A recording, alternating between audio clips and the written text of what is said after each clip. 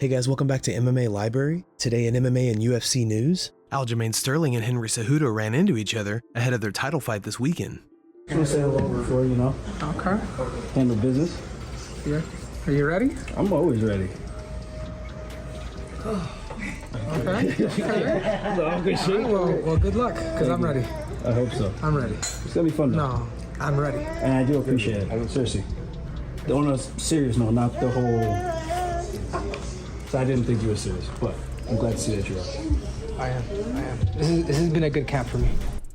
So it seems Kamaru Usman has decided who he'd like to fight next inside the octagon.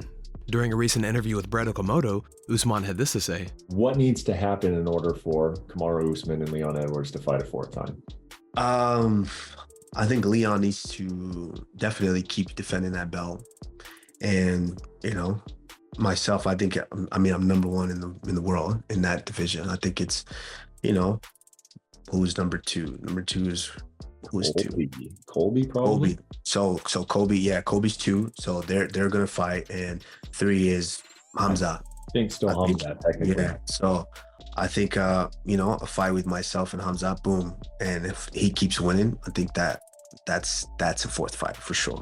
What do you guys think about a potential matchup between Usman and Chimaev? Let us know what you think in the comments below. Aljamain Sterling talks about a potential fight with Sean O'Malley in the future. Here's what Sterling had to say during a recent interview. I was promised O'Malley after the TJ fight, and if I were to look good doing it, I did. That got changed. And I don't know if I'm giving up too much information. I hope not. I hope this doesn't come back to bite me in the ass. But that didn't happen. So now they put Henry in front of me, and it was a serious one. So this is about a competitor versus competitor. So I accepted the fight, and I told him, well, after, then do I get to beat up the golden chicken? And they say yes. But we'll see if it's another push. Like, say I steamroll Henry in the first round, I take him down, I strangle his ass, have his little feet dangling in the air, and then I get on the mic, call out O'Malley, and then they say no. Then I don't know. Maybe I just go 145. I don't know. We'll see how this fight goes. Take it one fight at a time and one performance at a time. It just really depends on that. Drew Dober believes Beneil Dariush should be fighting for the title instead of having to go through Charles Oliveira first.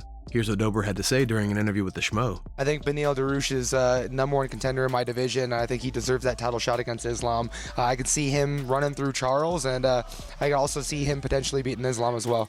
Well, you faced both those guys, that in Islam and Beneil Dariush. You both felt those guys. You know what their submission capabilities are. The one feels stronger than the other?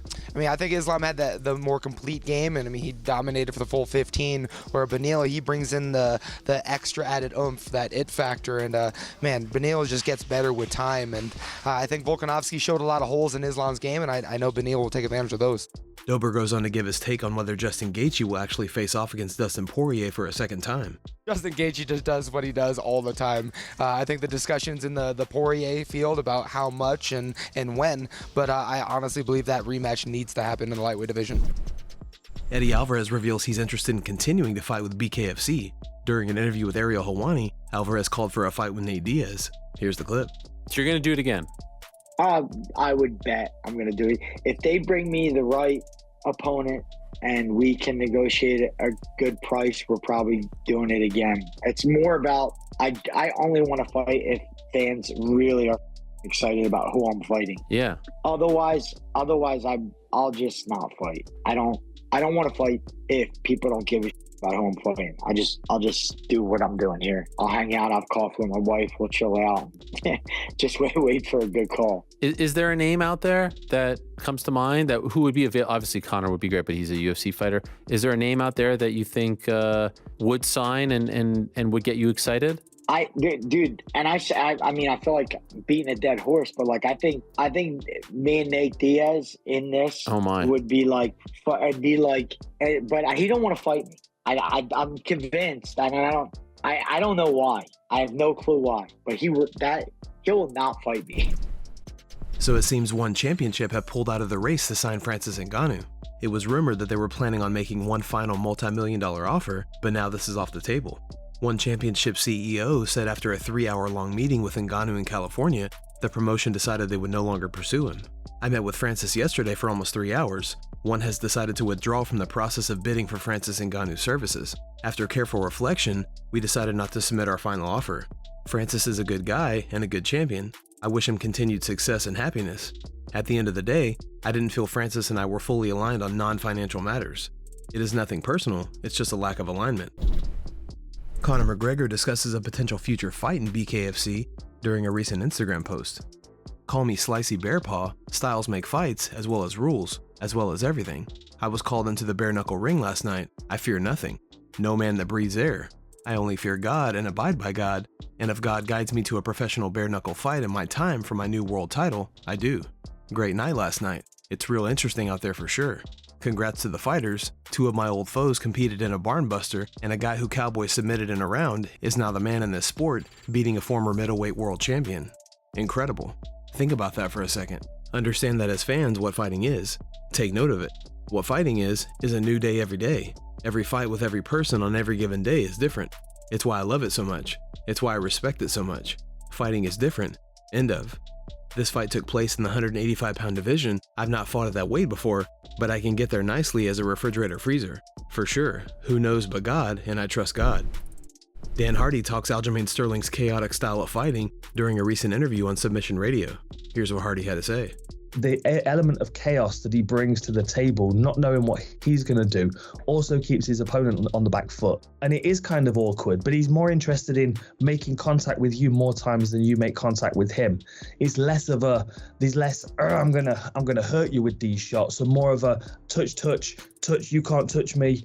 And, you know, and then if you look at his fight against Pedro Munoz as a good example, or Jimmy Rivera, 2 guys that had a height and reach disadvantage, they both got stuck right on the outside, like to the point where you could see Jimmy Rivera trapped up against the fence, like, how am I going to close distance? And he'd leap in with a hook and Aljo was gone.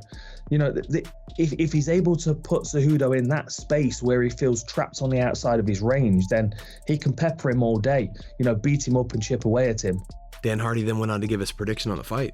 You know, I'm leaning towards Cejudo. I'm an optimist, and I think he's going to come back with a much better fight IQ and a much more accurate focus with his game plan, what he needs to do to be victorious against Aljamain Sterling.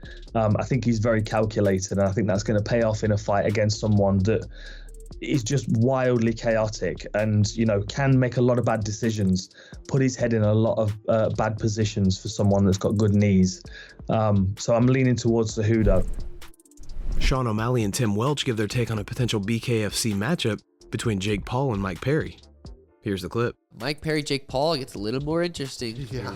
Not bare knuckle, but Jake even loses the name. It's still like can fight Mike Perry. It'd be interesting. I wonder if Jake would even entertain that. If bare knuckle's like, hey, we'll give you $5 million to fight Mike Perry. Plus bare pay-per-view or what? I wonder if he'd be like, no. I don't think he would do it. Bare knuckle. He already talks about the head damage already in boxing. Like, no gloves or anything. That's like super savage. Yeah. And Mike Perry didn't even at all. He knew he had to get inside on Luke Rockhold. He didn't stand at range at all. He just was like moving like Mike Tyson. Yeah. Getting in his grill from the beginning was so sick.